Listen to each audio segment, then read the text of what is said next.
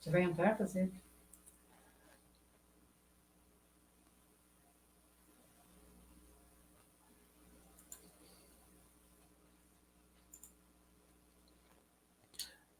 Boa noite, companheiros. Que Jesus nos abençoe.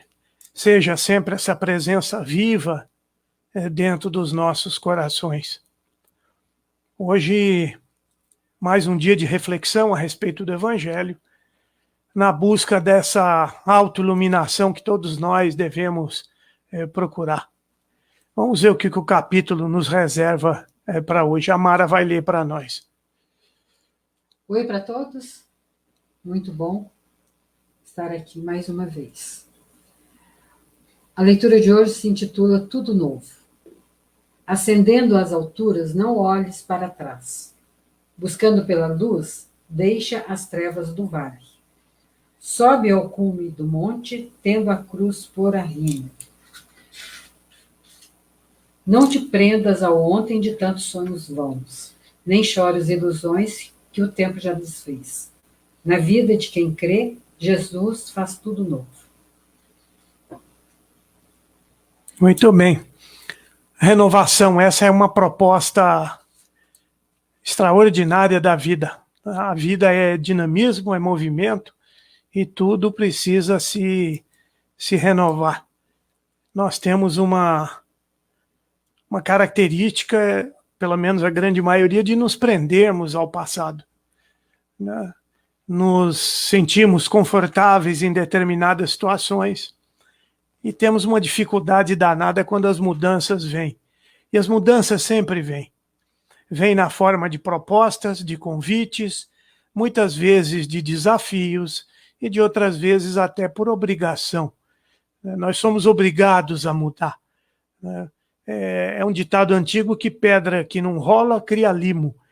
Então nós precisamos estar sempre movimentando os recursos, nos desenvolvendo, descobrindo coisas novas, porque há uma infinidade de coisas para serem descobertas, não é? Muitas vezes, por uma espécie de acomodação, quando as coisas estão do nosso agrado, nós tendemos a não querer mudar, a não encarar mudanças que vêm, não é? E isso é problemático. E quando nós não percebemos isso, que a vida é dinâmica, que nós precisamos sempre nos empreender no novo, a vida nos obriga a isso. São situações que acontecem, condições, coisas inesperadas, coisas que nos forçam a promovermos uma mudança de pensamento, de ideias, mudança de atitude. Se nós formos considerar que nenhum de nós é perfeito, e que estamos ainda muito próximos da nossa origem primitiva, somos ainda espíritos atrasados, habitamos um mundo que, na escala relativa de evolução dos mundos, nós estamos apenas no segundo estágio, né? Então nós temos muita coisa que aprender, muita coisa que mudar. Então a mudança é uma coisa natural, mas muitas vezes nós, ou por acomodação, ou por medo, nós temos muito medo do novo, não é? Olha, uma das justificativas do temor da morte, existem várias, né? O temor da morte guarda relação com o instinto de conservação, guarda relação com os estados de alma, de consciência, mas também com a ideia do que é que nós vamos enfrentar por aí. Então nós já precisamos nos habituar a isso, entender que a vida está mudando toda hora. Não adianta querermos firmar posições e muitas vezes geramos em nós uma espécie de um saudosismo, né? Começamos a achar que o tempo antigo era melhor. A gente sempre brinca com a Gigi, por exemplo, que ela gosta muito da expressão no meu tempo. E eu pergunto para ela, quando é que é seu tempo?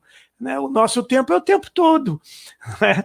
Então, muitas vezes, nós temos uma ideia, uma sensação, às vezes uma memória afetiva da infância, de tempos de alegria, de convivência familiar, e acreditamos que aqueles tempos sejam melhores do que esses que nós enfrentamos agora. Nós temos uma tendência de esquecer das dificuldades. Eu acho que isso é uma bênção de Deus, né? Por mais que você sofra, daqui a pouco, durante um depois de um certo tempo você acaba esquecendo a dores, que vai ficando só a saudade. Mas isso é um engano. Todo tempo é bom. Toda a época da vida oferece oportunidades, possibilidades, ensinos, ensinamentos de cada estágio da vida, desde que o sujeito nasce, né, cada etapa que o sujeito vai vivendo da infância, né, da meninice, da adolescência, da idade adulta, madura. Cada época tem os seus desafios, com certeza, mas tem também os seus ensinamentos, as suas possibilidades, e é uma coisa extraordinária. Então não devemos ficar com esse saudosismo exagerado dos tempos passados, né? Acaba virando até um martírio, uma espécie de masoquismo, né? Nós conhecíamos pessoas que, é muito comum isso, todo mundo tem um caso desse para contar, que o camarada, num determinado dia da semana, põe lá a sua musiquinha lá dos anos 60, 70, alguns aí dos anos 40, fica ouvindo aquela música e choram, né? Oh, que tempo bom, né? Isso não é uma coisa boa, né? Nós não podemos nos prender ao passado. Tudo se renova em direção ao alto. E a recomendação do irmão José é que não devemos olhar para trás. Olhar para trás é ficar preso no passado. Acabamos de dizer isso, né? Com saudades exageradas, acreditando que o tempo antigo era melhor do que o tempo atual. Não é, já passou, já foi. Foi a experiência vivida que trouxe aprendizado, trouxe provavelmente dores, também alegrias. Nós não podemos nos prender nisso, né? Sem a mudança, sem a renovação, o tempo melhor, o tempo feliz, o tempo da elevação, da evolução, não vem, não é? Então, ele vai recomendar ainda, busca pela luz e deixa as trevas do vale. Aí ele está querendo dizer, porque se nós formos pensar nas encarnações passadas, a maioria de nós ainda, espíritos imperfeitos, carregados de problemas, quase sempre o passado vai representar uma sombra para nós. Não é uma coisa absoluta, porque ninguém erra. Ninguém fica totalmente errado nem totalmente certo. Mas nós temos equívocos, nós temos dramas de consciência. Então, isso vai significar, num sentido simbólico, as sombras que nós trazemos. Traumas, coisas mal feitas, remorsos. E nós não podemos nos prender nisso, porque isso adoece o corpo e a alma. Aliás, a alma que se prende no passado já está doente. Então nós precisamos buscar, como diz o irmão José, buscar a luz. Não é? Buscar, sobe ao cume do monte, tendo a cruz por arrimo. Isso é um outro simbolismo profundo, porque a cruz, o martírio, vai significar, simbolicamente, as dificuldades que nós enfrentamos na vida, os sofrimentos pelos quais nós passamos. E a maioria dessas cruzes nós já sabemos que nós mesmos colocamos, não é? Então, o que ele diz? Vamos aproveitar de toda a dor, de todo sofrimento, de todo problema, de toda a dificuldade para se transformar num arrimo, numa escora para nós seguirmos adiante e não ficarmos curtindo aquilo. Muitas tradições religiosas erradamente trazem a ideia de que o sofrimento por si só evolui. Sofrimento por si só não evolui. O sofrimento, que na maioria das vezes vem por nossas problemáticas, por nossas ações erradas, ele precisa ser aproveitado. Você precisa aproveitar da lição que aquele sofrimento traz. Porque senão o sofrer por sofrer não te leva para lugar algum. Então não adianta eu ter essa ideia de que eu vou carregar uma cruz, seja ela qual for, uma doença, um filho problemático, um casamento infeliz, um problema financeiro. Eu vou carregar isso porque se eu bem sofrer, eu vou me livrar disso lá na frente e vou ganhar o reino dos céus. O bem sofrer não é apenas não ficar reclamando, não se revoltar contra o sofrimento, mas é eu tirar lições dele. É tentar entender por que eu estou sofrendo? O que me levou a esse sofrimento? Mas, acima de tudo, buscar situações que possam me tirar disso. Né? A ideia é sempre a mesma, eu não posso ficar preso em erros, equívocos. É natural que um momento de remorso venha, arrependimento, quando nós percebemos que estamos agindo mal. Mas não podemos ficar presos nisso o resto da vida, nem lamuriando, nem lamentando. Não é? Meu Deus, por que eu fiz desse jeito e não fez daquele? Deveria ter feito, mas não fez, já passou. Não tem mais jeito, não tem mais solução. Não é? Então nós vamos buscar sempre uma renovação íntima, renovação dos pensamentos, dos sentimentos, da maneira de enxergar a vida, da maneira de vivermos. Outra recomendação, que é o que nós já estamos falando, não chore as ilusões que o tempo já desfez. Né? Tem gente que não casou com determinada pessoa e fica 35 anos lembrando, se eu tivesse casado com o meu amor, com a minha princesa, né? Uma ilusão que já acabou. Quantas pessoas perdem posições sociais, econômicas vultosas, de grande prestígio, e depois passam a vida a se lamentarem, porque eu já tive isso, eu já tive aquilo, eu já fui grande. É uma ilusão, é uma ilusão. Nenhum de nós tem uma posse verdadeira, definitiva de nada. Todos os estágios, todos os lugares que ocupamos, os bens que possuímos, as diversas condições de vida, são apenas estágios educativos, temporários, passageiros. Nada nos pertence efetivamente. O que nos pertence é o nosso coração, é a nossa alegria, é o aprendizado, as lições aprendidas são nossas. Os desenvolvimentos de todas as faculdades morais, espirituais são nossas. Isso ninguém nos tira. O resto é apenas uma ilusão, algo passageiro, experiências que a vida nos proporciona para crescermos, para desenvolvermos, para aprendermos. Aprendemos com a vida, aprendemos sobre a vida e sobre nós mesmos. E vai terminar dizendo, na vida de quem crê, Jesus faz tudo novo. Né?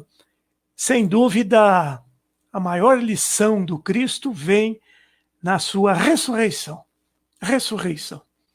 Não é? Natal é belíssimo. Natal simboliza o surgimento da luz no mundo e deve simbolizar o surgimento da nossa luz interior, que já existe, mas é muito fraquinha, precisa brilhar. Deixe brilhar a vossa luz. Mas a ressurreição é um fato extraordinário. Quando Jesus volta e atesta que está vivo, não importa se em corpo físico, em corpo espiritual, ele vai primeiro atestar tudo que tinha falado.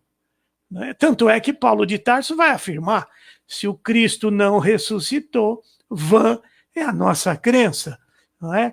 Então, nos traz uma mensagem não somente de superação da morte, de que a morte não existe, mas nos traz o ressurgimento no sentido da renovação, que todos nós devemos realizar nas nossas vidas. Devemos renascer.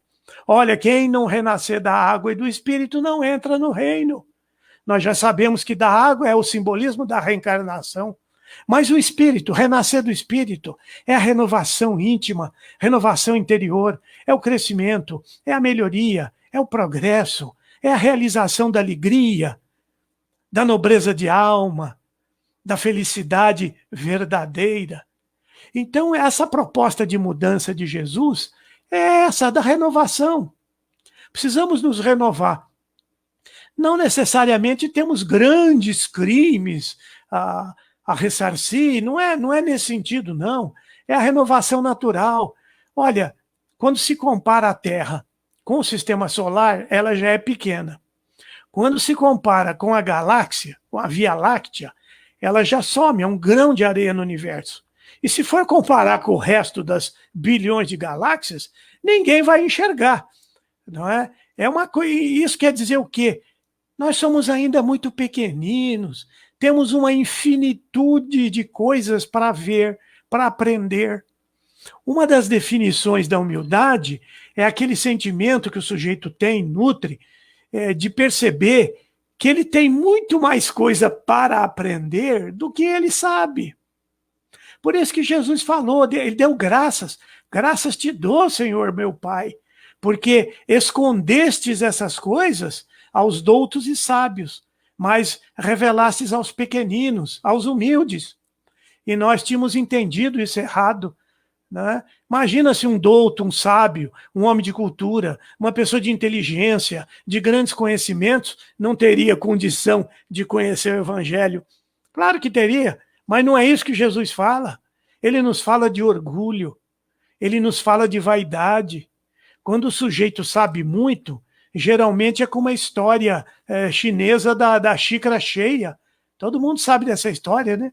O sujeito, mestre, como adquirir mais conhecimento? E o mestre dele começa a servir chá e vai enchendo a xícara, enchendo, a xícara transborda.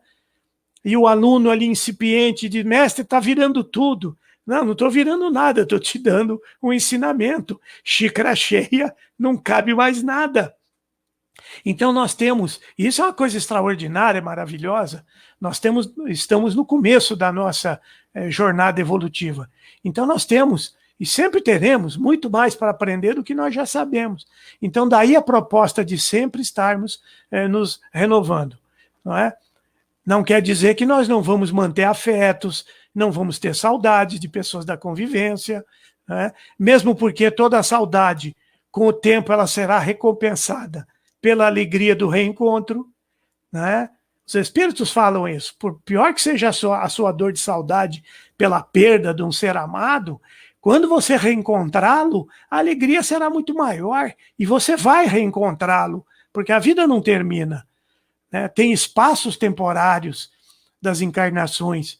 Então estamos impedidos materialmente da convivência física, presente ali em corpo, mas a convivência mental, amorosa, espiritual é uma realidade. E quando o espírito está em condições razoáveis de equilíbrio, ele comumente visita os entes desencarnados. Só que nós não lembramos. Nós lembramos vagamente como um sonho.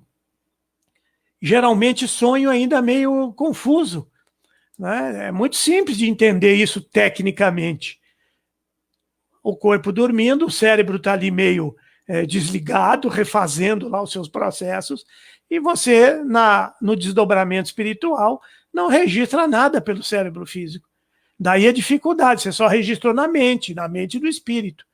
Então você tem dificuldade de lembrar. Você lembra do sentimento. Às vezes você acorda e fala assim, puxa, sonhei com mamãe. Não entendi o que ela me falou, mas senti uma coisa tão boa, tive uma sensação tão leve, que eu até acredito que era minha mãe mesmo. Pode acreditar. Os encontros das pessoas chamadas mortas e vivas são muito comuns. São muito comuns. Nós ainda, a maioria de nós, não percebeu, não atinou para esse fato. Nós temos uma vida mortal, carnal, natural, que se desenvolve durante algumas horas do dia, mas quando nós vamos dormir, no repouso do corpo, nós temos a vida espiritual também. E conforme o grau de leveza, de evolução do espírito, ele vai a muitos lugares. Pode ir a colônias espirituais, pode visitar famílias, pode receber a visita de famílias, inclusive de outros orbes, outros mundos. A literatura espírita está cheia disso por aí. Não é? Daí a importância até de nós nos prepararmos um pouco melhor para o sono físico, viu, gente? É importante a gente ter uma noite tranquila. E nós sabemos, por exemplo, que um estômago muito cheio, muito sobrecarregado, vai trazer alterações no corpo e vai perturbar esse momento de desprendimento. Então, o ideal é não se alimentar muito na hora de dormir, tomar a refeição mais cedo, né? Uma leitura edificante, uma página, uma prece, ajuda, prepara a mente. Não pelas palavras mágicas da prece, porque não existem palavras mágicas, mas você já volta o sentido para uma coisa mais íntima, mais espiritual. Você já para de pensar nos assuntos do dia a dia. Muitas pessoas perdem o sono porque resolve passar em revista tudo que fizeram durante o dia, mas não naquele sentido de Santo Agostinho, para ver onde eu errei, onde acertei. Não, é para ficar remoendo aquilo. Ah, não devia ter feito isso. Ah, meu Deus do céu, e agora? O que vai acontecer comigo? Ou imaginando o que vai fazer amanhã, se preocupando. Jesus já tinha avisado: a cada dia bastam seus problemas. Tem gente que resolve programar o dia bem na hora de dormir, aí perde o sono. Não é? Então, a hora de dormir ela é sagrada. Não é? A gente deve procurar um momento, um quarto mais silencioso. Não é? Tem gente que tem um costume de dormir com som, com a televisão ligada. Isso tudo atrapalha um pouco esse desdobramento, porque o corpo fica com a atenção voltada. Né? Os sentidos estão funcionando. Não é? Então é preciso buscar esse momento. Não é nada místico, nada esotérico, não é esse sentido, não. É simplesmente proporcionar um descanso para o corpo, para os órgãos, que vão ali se refazer nos seus processos. O cérebro dizem que ele faz um reagrupamento das memórias ali, e enquanto o corpo está trabalhando, a gente se prepara para esse momento de desprendimento. Né? Nosso tempo está indo bem. Vamos fazer a nossa prece? Vamos ver aqui o que temos aqui? Você quer ler aqui para mim? Jusceia, bem, boa noite, dando boa noite. Anderson, Selma, todos aí presentes. É a nossa turminha boa de sempre. Né? Vamos fazer uma prece, gente? Mentalizar, como sempre, as pessoas que nós queremos enviar boas vibrações, bons fluidos, não só para os doentes, mas para todos, de um modo geral. Desejando uma harmonização nos lares, orando pelas pessoas que estão internadas nos hospitais. É claro que todos têm assistência espiritual. O hospital sempre é um grande centro de trabalho espiritual. Existem muitos médicos do espaço ali, médicos, enfermeiros, agentes do bem ajudando, trabalhando. Né? Então nós poderíamos pensar por que nós não precisaríamos rezar. Né? Deus já sabe, todo mundo tem proteção, mas é uma obrigação piedosa, né? Que engrossa as vibrações, dá o nosso testemunho, né, de caridade, de bondade para os outros. Vamos exercitando as potencialidades mentais, isso é muito importante também.